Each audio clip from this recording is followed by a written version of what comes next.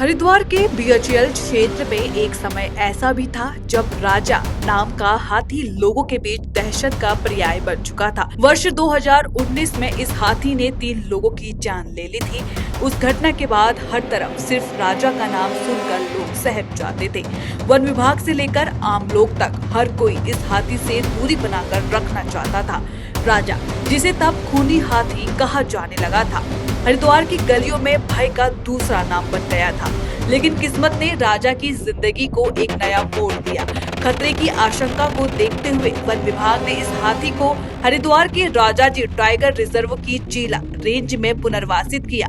यहीं से राजा की जिंदगी में शुरू हुआ एक नया अध्याय। समय के साथ राजा का व्यवहार पूरी तरह बदल गया। अब वही राजा जो कभी गुस्सैल और खतरनाक माना जाता था, आज सबसे शांत, व्यवहारिक और अनुशासित हाथी बन चुका है। 2 दांतों वाला 27 साल का यह विशालकाय हाथी अब चीला रेंज का मुख्य आकर्षण है।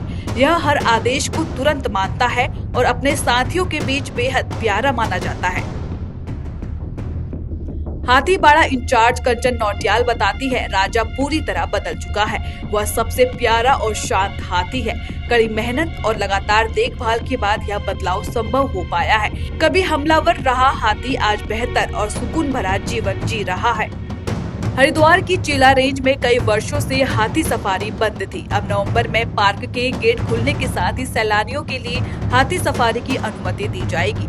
देश विदेश से आने वाले पर्यटक अब एक बार फिर जंगल में हाथी की पीठ पर बैठकर प्राकृतिक सौंदर्य और रोमांच का अनुभव ले सकेंगे। चीला रेंज के हाथी बाड़े में फिलहाल 7 हाथी है। 3 हाथी, 3 हथनी और एक छोटा हाथी, जिनमें राधा 37 वर्ष, रंगेली 38 वर्ष, राजा 27 वर्ष, रानी 12 वर्ष, जॉनी 9 वर्ष और कमल 3 वर्ष है। वन विभाग के मुताबिक हाथी सफारी के चार्ज अभी तय नहीं किए गए हैं। जैसे ही दरें निर्धारित होंगी, कभी आतंक मचाने वाला राजा अब सैलानियों का चहेता बन चुका है। यह कहानी सिर्फ एक हाथी के बदलाव की नहीं, बल्कि संवेदना, धैर्य और पुनर्वास की शक्ति की भी मिसाल है। जिसे कभी लोग डर की नजर से देखते थे, आज वही सबके चेहरों पर मुस्कान लाता है राजा।